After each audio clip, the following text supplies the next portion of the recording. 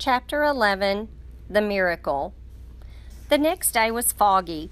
Everything on the farm was dripping wet. The grass looked like a magic carpet. The asparagus patch looked like a silver forest. On foggy mornings, Charlotte's Web was truly a thing of beauty. This morning, each thin strand was decorated with dozens of tiny beads of water. The web glistened in the light and made a pattern of loveliness and mystery, like a delicate veil.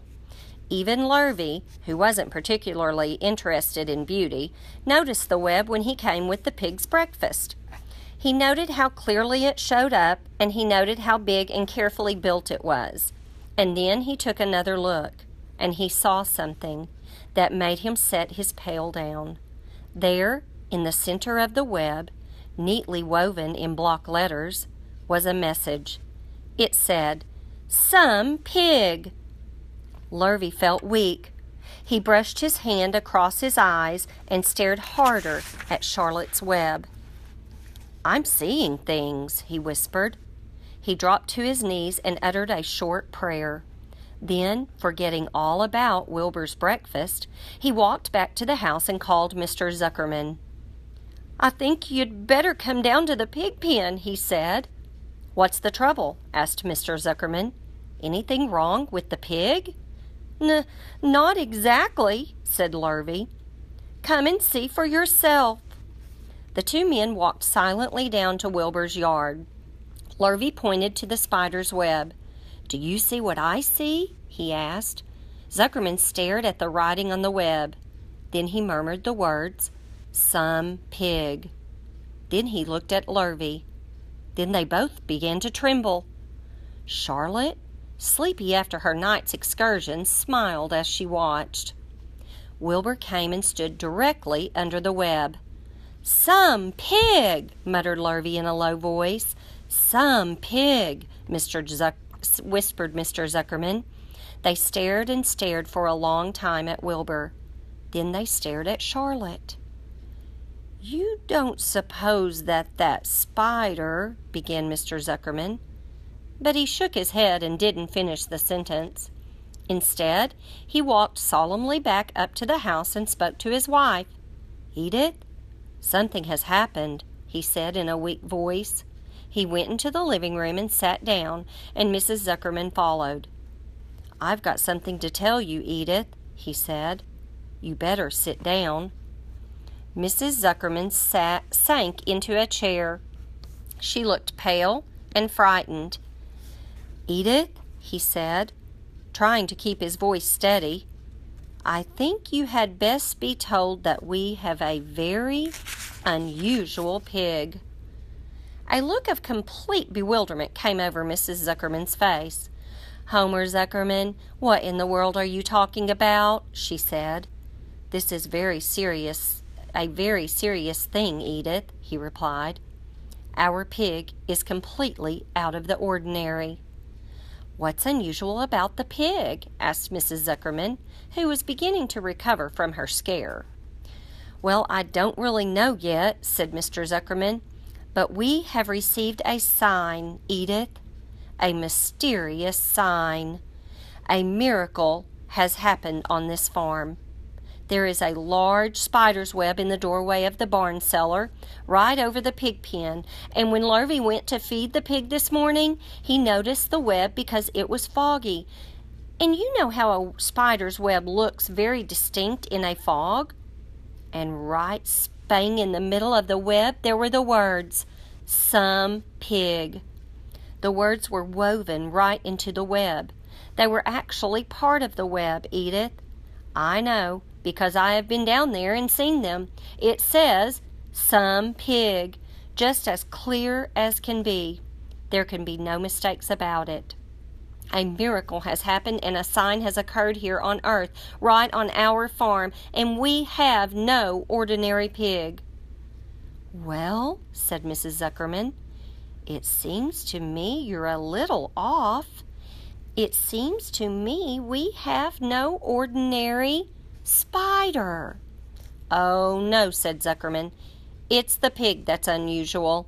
It says so, right there in the middle of the web." "Maybe so," said Mrs. Zuckerman. "Just the same, I intend to have a look at the spider." "It's just a common gray spider," said Zuckerman.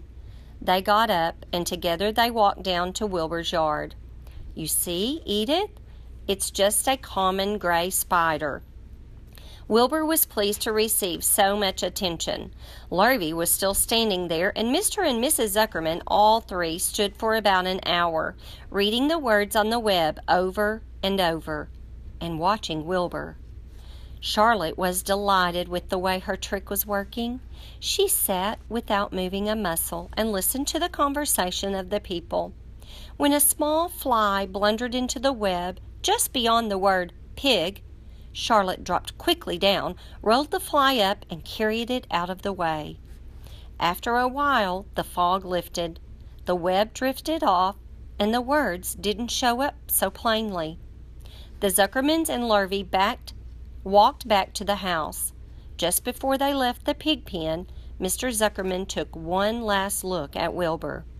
"You know," he said, in an important voice, "I've thought all along that pig of ours was an extra good one. He's a solid pig. That pig is as solid as they come." "You notice how solid he is around the shoulders, Lurvy?" Sure I do," said Lurvy. "I've always noticed that pig. He's quite a pig." "He's long and he's smooth," said Zuckerman.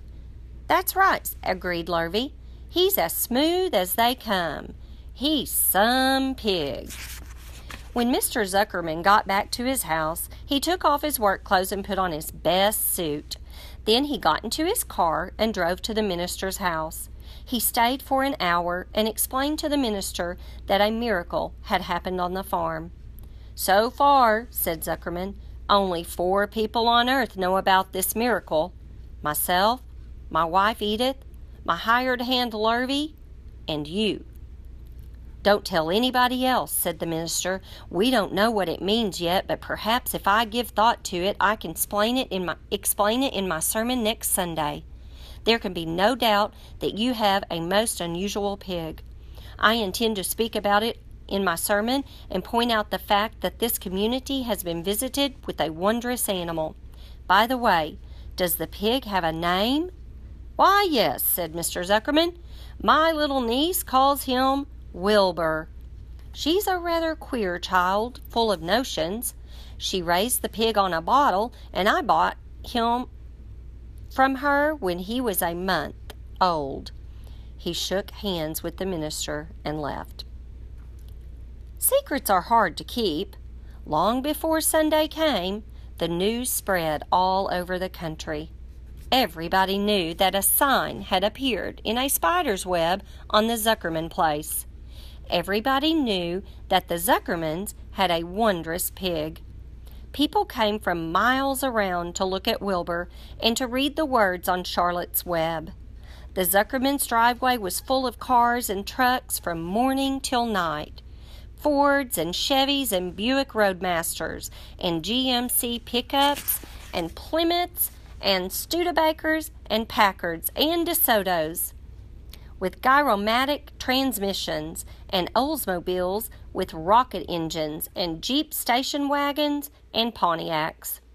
The news of the wonderful pig spread clear up into the hills, and farmers came rattling down in buggies and buckboards to stand hour after hour at Wilbur's pen, admiring the miraculous animal.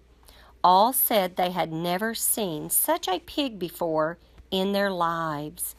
When Fern told her mother that Avery had tried to hit the Zuckerman spider with a stick, Miss Arable was so shocked that she sent Avery to bed without any supper as punishment.